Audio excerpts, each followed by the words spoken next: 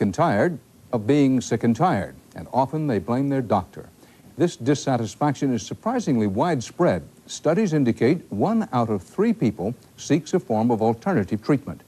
As you're about to see in a report we first aired in February, desperate people are trying daring remedies in a race for health and even survival.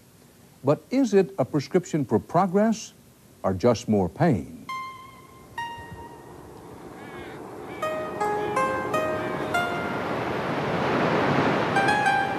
It's one of the prettiest pieces of America, Washington State outside Seattle. All these 97.3 KBSG and another. It's where Dr. Jonathan Wright practices. He's a quack. The fact is that you are a quack and proud of it. Bernie, I'm president of the American Quack Association. That's right, the American Quack Association. Dr. Wright's one of the leading doctors in the field of alternative medicine. Which was formed by doctors who got so tired of being called quacks by the medical establishment that they actually set up their own quack association. So if I called you a quack, you won't be offended. No, Bernie, the only time... But to his patients, Dr. Wright is no quack. Hi, Jeff. Dr. Wright? He's a godsend. I've been diagnosed with low adrenal function. I had arthritis real bad. Lots of allergies, low thyroid. Good noise now. They come here from all over the country. Now, you live in Alaska? Right. We're from South Dakota. Oh, okay. And for many of them, he is the doctor of last resort. After going to standard medical doctors, I was told that all my problems were in my head. They didn't know what the problems were. But like all of Dr. Wright's patients we spoke to, she says he not only diagnosed her problem... How do you feel now? Wonderful. He fixed it. And what is Dr. Wright's special treatment? I take B-complex and B12 injections weekly. Niacinamide. That's right, vitamins and minerals and the right diet. The vitamins are the high-potency kind, which are often taken intravenously. And the people who come here... Right now, his calendar is totally booked up through the month of March. They're not just patients, they're true believers.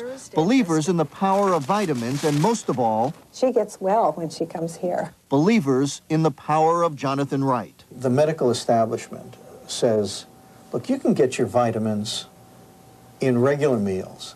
Here's this guy, Wright, telling people take vitamin this, vitamin that, you know, the whole alphabet of vitamins, and you're basically going to get better.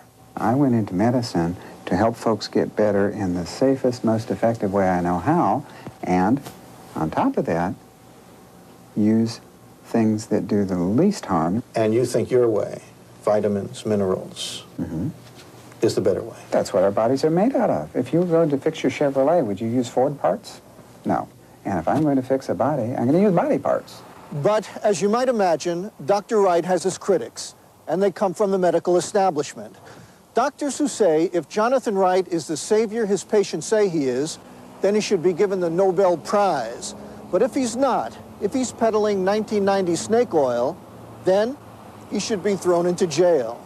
I think that his representations are pseudoscientific nonsense.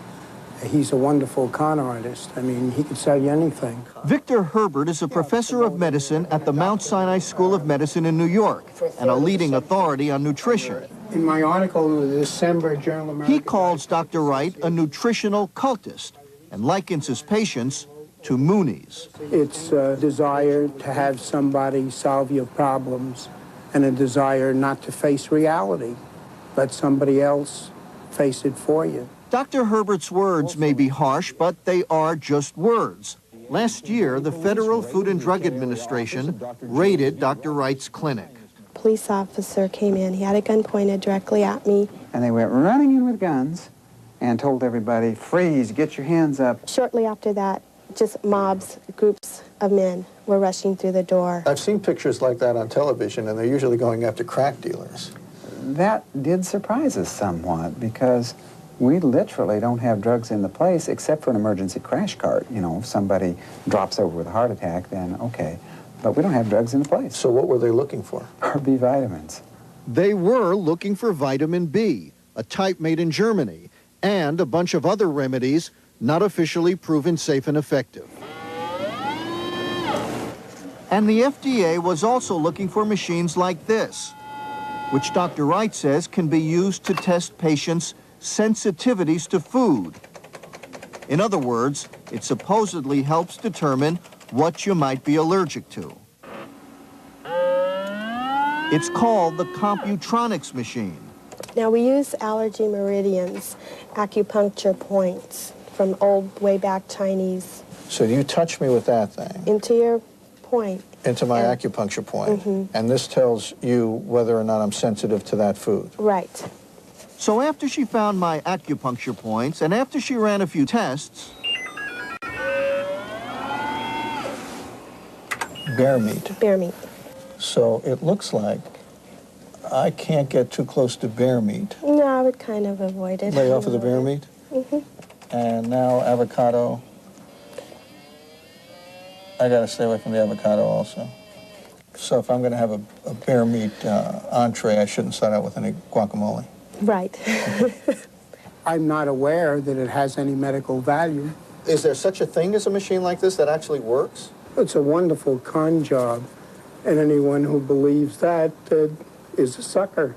Kilos down. No, the medical establishment doesn't think much of Jonathan Wright, even though he went to Harvard and the University of Michigan School of Medicine. We do have available for any other type of information a toll-free number in the afternoon. But he's got patients with glaucoma and arthritis and ulcers and all sorts of things. She has brain allergies. And they say they feel better after he treats them. I feel like a new person. I am 81 years old, but I don't feel 81. Not anymore. And she makes strudel and stuff again with a rolling pin. See, well, all the things that... Which is good for you. Oh, yes. You can tell. Is there any evidence that mega doses of vitamins can help people? There is no evidence that megadoses of any vitamin have done any objective good. There's substantial evidence that megadoses of vitamins do a lot of harm. Listen, they all say they feel better when they leave. If you tell somebody something will make them feel better, they'll feel better even if they're dying. So, who do you trust? Pantothenic acid, about a gram a day. The gurus of vitamins and minerals, or the medical establishment that thinks Dr. Wright is Dr. Wrong? There is very definitely room for coexistence between this approach to medicine and, as I said, the good surgeon, the occasional use of a drug like penicillin for strep throat when we really need it. There is certainly room for that coexistence. Why do you suppose alternative medicine is so popular with so many people these days? Scam sells. Science sucks.